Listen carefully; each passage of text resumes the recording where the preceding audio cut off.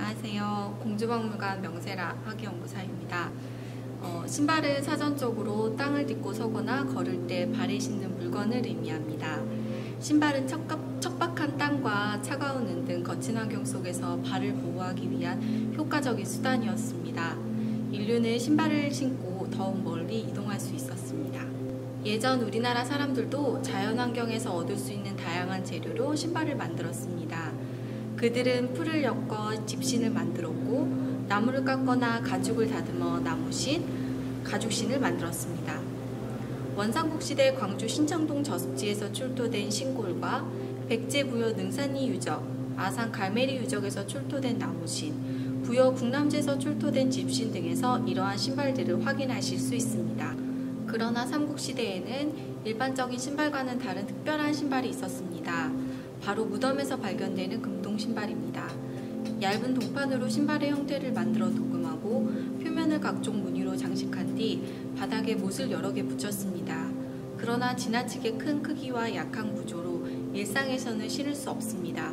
그 중에서 백제 금동신발은 시간적으로 가장 긴 시간 사용되었고 공간적으로 넓은 범위에서 출토되었습니다. 그렇다면 백제인은 언제, 어떻게, 왜, 그리고 누구를 위해 이러한 금동신발을 만들었을까요? 그리고 금동신발은 어떻게 변화했을까요? 이번 전시에서는 이러한 물음에 대한 답을 찾고 백제 금동신발의 역사적 의미와 가치를 재조명하고자 합니다. 백제 금동신발은 백제가 한성에서 도읍한 시기에 지방에 내려주기 시작하였습니다. 이 시기에 만든 금동신발은 강원도 원주 법천리, 충청남도 공주 수촌리 185분, 경기도 화성 요리, 세종시 나성동에서 출토되었습니다.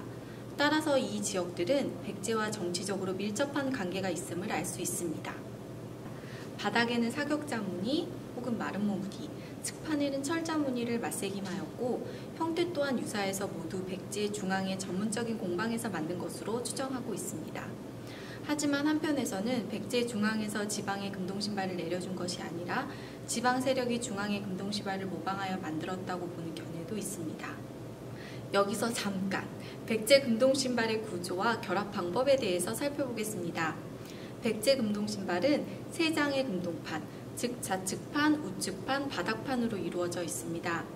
바닥에는 못, 즉 스파이크를 여러 개 붙였습니다. 대개 금동신발의 좌측판과 우측판은 발등과 뒤꿈치에서 못으로 고정하여 결합합니다. 바닥판은 좌우 측판을 구부린 뒤 금속실 혹은 못으로 결합하거나 구부린 측판 사이에 끼워 넣기도 합니다.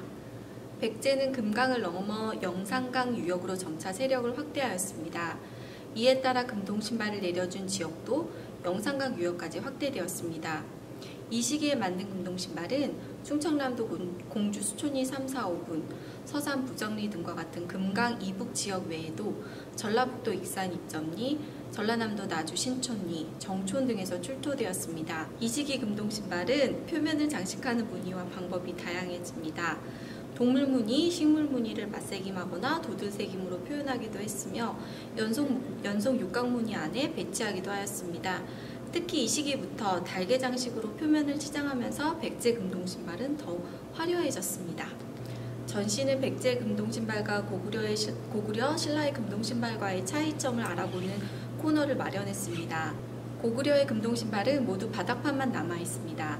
바닥판에는 무늬가 없고 판의 가장자리에 작은 구멍이 있습니다. 이 구멍에 가죽이나 직물을 연결해 사용했던 것으로 추측됩니다. 한편 신라의 금동신발은 백제와 마찬가지로 세 장의 판으로 이루어졌습니다. 하지만 백제가 좌측판과 우측판을 발등과 뒤꿈치에서 결합했다면 신라는 좌측판과 우측판을 좌우 측면 중앙에서 결합했다는 점에서 차이가 있습니다. 또한 신라 금동신발은 바닥에 대개 못, 즉 스파이크가 없고 신발 표면을 장식하는 무늬가 백제에 비해 다양하지 않습니다. 백제에서 금동신발은 6세기 초 무령왕릉 출토 왕과 왕비의 금동신발 이후에는 더 이상 나타나지 않습니다. 이는 백제가 중앙 집권화되면서 그간 행해진 금동신발 등 위세품 등을 내려주어 지방을 지배하는 방식의 실효성이 사라졌기 때문입니다.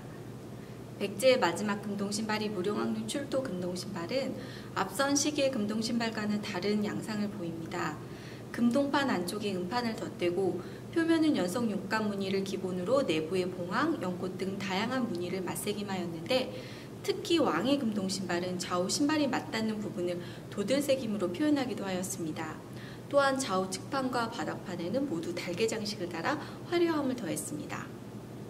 이상으로 특집전 백제 금동 신발 천리를 가다를 간단하게 설명해 드렸습니다. 감사합니다.